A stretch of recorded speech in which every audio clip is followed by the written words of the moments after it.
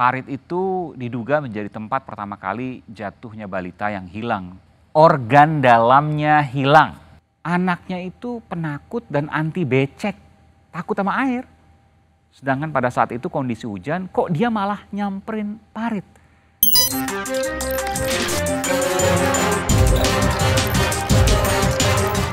Aiman Wicaksono, eksklusif hanya di podcast Aiman.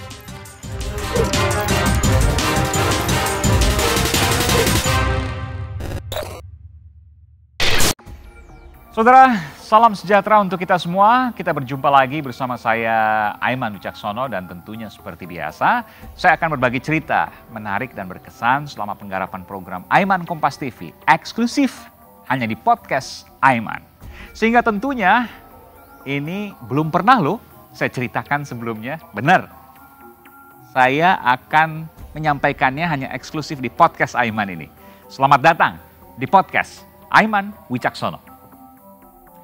Baiklah saudara, kita awali perjumpaan kita kali ini dengan apa yang menjadi latar belakang. Anda tentu pernah mendengar liputan investigasi terkait dengan episode balita yang ditemukan tanpa kepala setelah menghilang 16 hari. Lalu apa yang menarik dari investigasi itu? Ini ada di Samarinda, Kalimantan Timur.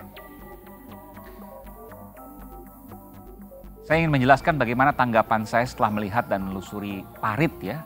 Saya menelusurinya sekitar mungkin ada 2 km bersama dengan ayah dari balita tersebut.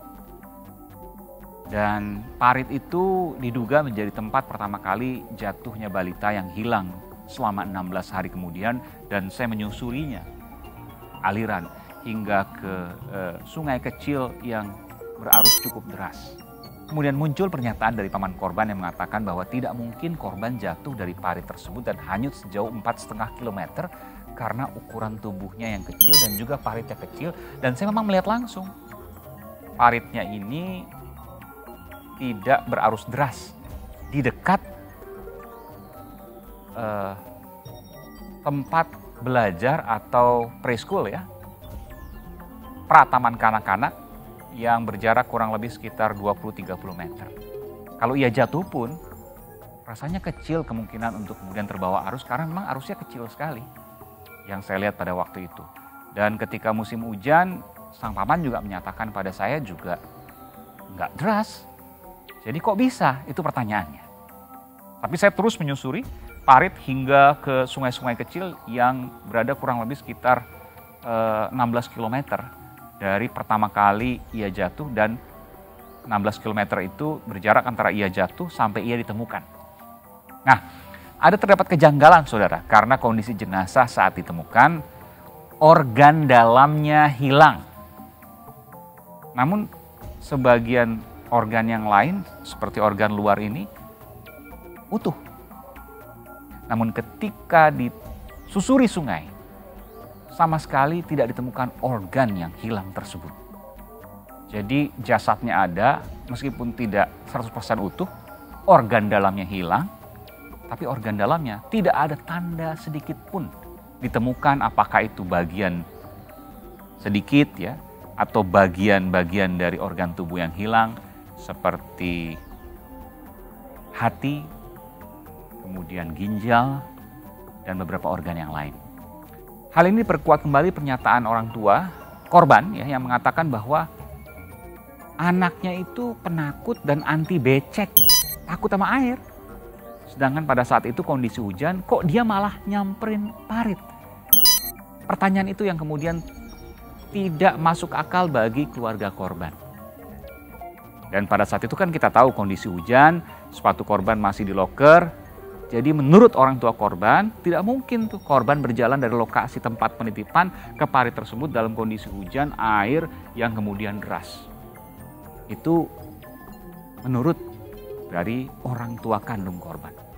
Lalu salah satu wali murid tempat penitipan anak melihat bahwa korban dibawa seseorang dengan menggunakan motor. Nah, ini ada informasi yang akhirnya informasi ini direvisi karena dianggap tidak yakin. Mana yang benar entahlah. Tapi itulah fakta-fakta yang kemudian saya dapatkan dari lokasi tempat hilangnya organ balita di Samarinda, Kalimantan Timur.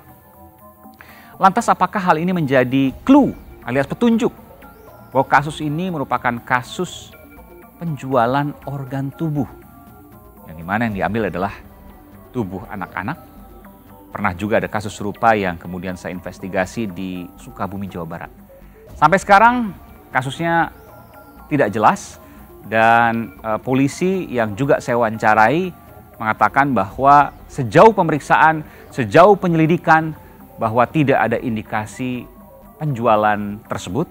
Yang ada adalah kecelakaan di mana anak tersebut datang, kemudian jalan, dan kemudian terjatuh di parit dan akhirnya ditemukan beberapa belas kilometer dalam kondisi yang tadi saya sampaikan tidak utuh kembali. Demikianlah saudara, momen ataupun peristiwa menarik di balik penggarapan program Aiman Kompas TV dan Masih Misteri yang dapat saya bagikan pada kesempatan kali ini. Kita bongkar misteri-misteri selanjutnya. Dan tentunya saya berharap semoga ini dapat menjadi pembelajaran berharga untuk kita semua.